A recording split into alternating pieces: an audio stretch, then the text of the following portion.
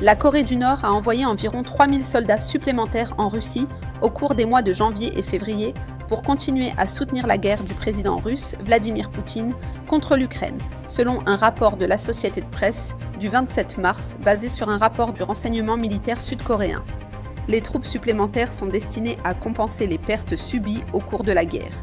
La Corée du Nord a déjà fourni à la Russie au moins 11 000 soldats pour sa guerre contre l'Ukraine. Elle a également fourni des munitions, y compris des obusiers, des drones suicides et des millions d'obus d'artillerie. La Corée du Nord a aidé la Russie à maintenir ses capacités militaires tout au long de cette guerre.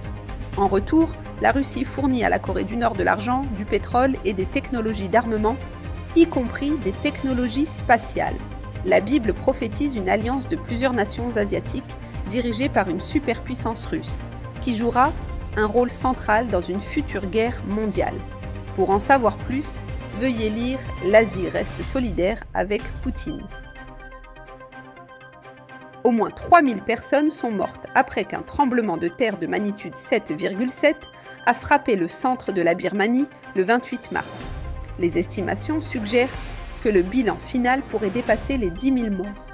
Les régions voisines, en Chine et en Thaïlande, ont également ressenti le tremblement de terre. La Birmanie est en guerre civile, mais le mouvement de résistance du pays a annoncé un cessez-le-feu partiel samedi dans les zones touchées. Les répliques et infrastructures endommagées limitent les efforts de sauvetage, les ponts s'étant effondrés et certaines routes et voies ferrées s'étant brisées. Les lignes électriques, téléphoniques et Internet ont également été endommagées, entravant les réseaux de communication. La prophétie biblique avertit des tremblements de terre de plus en plus fréquents avant le second avènement de Jésus-Christ. À mesure que les catastrophes dites naturelles augmentent, nombreux sont ceux qui se demandent pourquoi Dieu permet que de telles crises se produisent. Pour répondre à cette question importante, veuillez lire « Désastres naturels et météorologiques en augmentation ». La Chine, le Japon et la Corée du Sud ont convenu de coopérer étroitement pour parvenir à un accord complet et de haut niveau concernant le commerce régional et mondial, selon une déclaration publiée à l'issue d'une réunion entre les ministres du commerce des trois nations le 30 mars. Le 22 mars, les principaux diplomates des trois pays se sont rencontrés pour la première fois depuis 2023.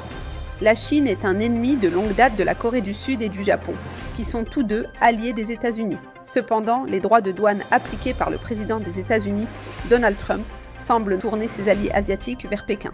Les droits de douane de 25% imposés récemment par le président Trump sur les véhicules étrangers pourraient particulièrement nuire à la Corée du Sud et au Japon, qui fournissent les deuxième et troisième importations automobiles aux États-Unis. Les trois pays sont désormais davantage disposés à coopérer dans le commerce des semi-conducteurs vitaux avec le Japon et la Corée du Sud cherchant à importer des matières premières chinoises et la Chine cherchant à acheter des puces électroniques de ses ennemis historiques. La Bible prophétise que la Chine jouera bientôt un rôle de leader dans une grande alliance militaire entre les nations asiatiques contre les États-Unis. À cause de ces prophéties, la trompette a prédit depuis bien longtemps que les anciens ennemis de la Chine, comme le Japon et la Corée du Sud, mettraient de côté leurs différences et uniraient leurs forces avec la Chine. Pour en savoir plus, veuillez lire « La Russie et la Chine selon la prophétie ».